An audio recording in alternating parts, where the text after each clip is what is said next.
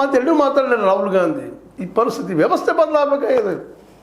ಅದಕ್ಕಾಗಿ ಶಿಕ್ಷಣ ಇದ್ದಂಥ ಶಿಕ್ಷಣ ವ್ಯವಸ್ಥೆ ಇವತ್ತು ದುಡ್ಡು ಮಾಡೋದಾಗಿದೆ, ದುಡ್ಡು ಕಳ್ಕೊಳ್ಳೋದಾಗಿದೆ. ಪ್ರತಿಯೊಂದು ಪೇರೆಂಟು ತಮ್ಮ ಮಕ್ಕಳನ್ನ ಕಳಿಸೋದು ತಮ್ಮ ಜೀವನವನ್ನು ಒತ್ತಿರೋದು. ಒಬ್ಬ ಪೇರೆಂಟ್ ಬಂದು ಹೇಳಿದರು ತನ್ನ ಮಗಳನ್ನು IAS ಮಾಡಿಸೋ ಸಲುವಾಗಿ ನಾನು ಇದ್ದು ನನ್ನ ಮನೆಯನ್ನು ಸಹಿತ ಮಾರ್ತೀನಿ ಅಂತ. ಮಾರಿದ್ರೆ ಆಗ್ತದೆ ಅದು ಅಂತ ಪ್ರಶ್ನೆ ಮಾಡಿದರು.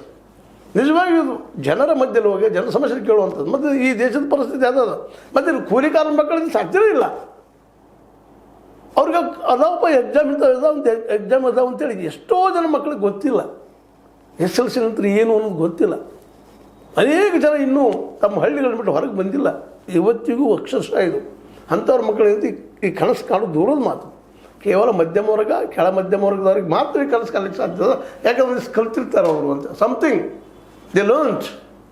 ಅದಕ್ಕಾಗಿ ಅವ್ರಿಗೆ ಕನಸು ಕಾಣ್ತಾ ಇದ್ರು. ಉಳಿದವ್ರು ಇಲ್ಲೇ ಇಲ್ಲ. ಇನ್ನೂ ಕೋಟಿಗಳಲ್ಲಿ 40 ಕೋಟಿ ಜನರಲ್ಲೇ ಕೋಟಿ ಜನರಲ್ಲೇ SLC ನಂತರ ಏನದಪ್ಪ ಭವಿಷ್ಯ ಅನ್ನೋದು ಗೊತ್ತೂ ಇಲ್ಲ. ಪಾಪ ಅಲ್ಲೇ ಮನೆರಾಗದಾಗೋ ಮತ್ತೊಂದರಾಗೋ ಇನ್ನೊಂದರಾಗೋ ಚಾದ ಅಂಗಡಿಯಲ್ಲೋ ಬಟರ್ ಅಂಗಡಿಯಲ್ಲೋ ಮತ್ತೆಲ್ಲೋ ದುಡಿದ ಹೊಟ್ಟೆ ನಿಲ್ಸುವಂಥ ಪರಿಸ್ಥಿತಿ ಇವತ್ತು ನಿರ್ಮಾಣ ಆಗ್ಯದ.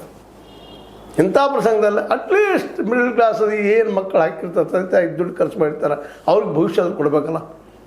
ಅವ್ರು ಇವತ್ತು ಸಿಡಿದು ನಿಂತಿದ್ದಾರೆ, ಎಲ್ಲ ಕಡೆ ಸಿಡಿದು ನಿಂತಿದ್ದಾರೆ. ಹೌದಪ್ಪ ಇದು ತಪ್ಪದ, ಮೋದಿಯವ್ರಿಂದ ಆಗಲಿಲ್ಲ ಅಥವಾ ಈ ಸರ್ಕಾರದಿಂದ ಆಗಲಿ. ಇಡೀ ವ್ಯವಸ್ಥೆ ಪ್ರಶ್ನೆ ಆಗ್ಯದ.